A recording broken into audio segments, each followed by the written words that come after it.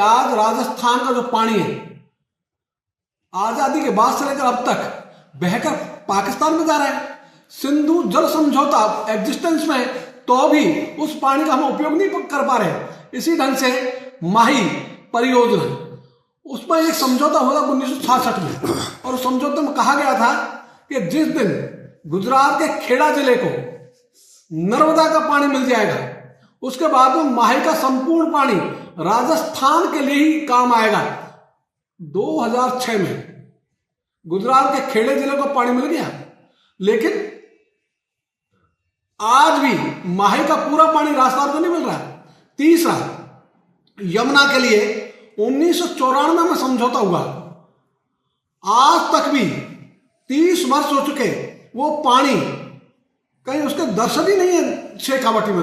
तो ऐसी जितनी भी परियोजनाएं सिंचाई की, हम चाहेंगे सरकार सर्वोच्च प्राथमिकता उन्हीं को दे। उनको सर्वोच्च प्राथमिकता देने से देश की समृद्धि बढ़ेगी। और हमने ये कहा हुआ है हमेशा ही, खेत को पानी, फसल को दाम, यदि दो बात पूरी हो जाती है तो देश का किसान ऋण मांगने वालों की लाइन में नहीं लगेगा, वो ऋण देने वाला बन जाएगा। और जिस दिन किसान ऋण देने वाला बनेगा उस दिन देश के ललाट से किसानों की आत्महत्याओं का कलंक धुल जाएगा और हमारा देश दुनिया में बन जाएगा नंबर 1। और नंबर 1 बनाने के लिए हमने लोगों को आह्वान किया है कि अपने गांव में रहे, काम नहीं छोड़े, काम करे, गांव से बाहर नहीं आए। और पहले हम कहते थे हमेशा किसानों को लड़ाई के लिए कमाई छोड़नी पड़ती है। अब हमने ये जो नया आंदोलन आया इसके द्वारा हम लोगों से कह रहे हैं कि आपको लड़ाई के लिए कमाई छोड़ने की जरूरत नहीं है। अब लड़ाई और कमाई साथ साथ चलेगी। तो आप साथ साथ चलाओ तो साथ साथ चलेगी। इससे बढ़िया बात क्या होगी, किसान अपना काम भी करेगा, लड़ाई भी करेगा और किसी प्रकार का टकराहट नहीं होगा। वरना ये जो बंद के आजकल तथाकथित आयोजन है उनमें तो कभी कभी तो सोते बंद हो जाते हैं, लेकिन कभी कभी हाथ जोड़कर बंद कराने पड़ते हैं और कभी कभी लाठियां भी चलानी पड़ती है। आपस में झगड़े होते हैं, मारपीट होती है, द्वेष फैलता है। और ये जो आंदोलन है इसमें न टकराहट की कहीं संभावना है, न कहीं झगड़े की संभावना है। इसलिए ये शुद्ध शांति, अहिंसा और सत्य पर चलेगा।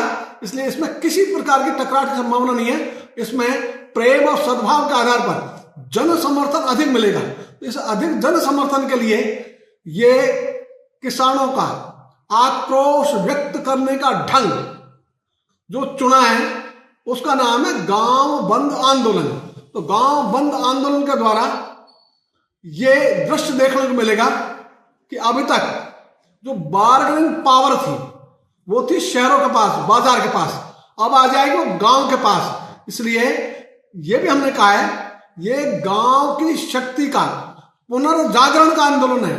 तो गांव की शक्ति का पुनर्जागरण के लिए ये आंदोलन है, ये इसके निहितार्थ है। तो ये आंदोलन सबसे विलक्षण है, सबसे अनूठा है, सबसे हटकर है और इसके जो परिणाम होंगे सकारात्मक होंगे, अच्छे होंगे। किसान को मजबूर नहीं होने दिया जाएगा, कम दामों में फसल बेचने के लिए वो पूरा हो जाएगा।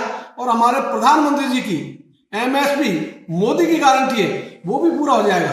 और इसी का हमने नारा रखा इस पूरे आंदोलन का, खेत को पानी, फसल को दाम।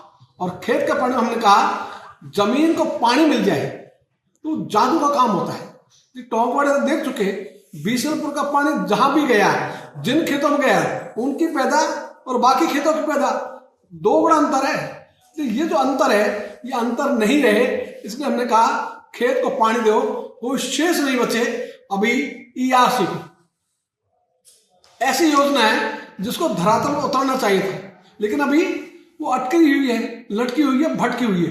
तो इसको अटकाना, लटकाना, भटकाना बंद करे और इसको धरातल पर उतार कर खेतों को पानी दे। और कई बार पेयजल की बात होती है, हम तो हमेशा कहते हैं यदि सिंचाई को पानी मिल गया तो पेयजल का तो स्वतः ही मिल जाएगा, लेकिन पेयजल की योजना बढ़ गई उससे सिंचाई असंभव है।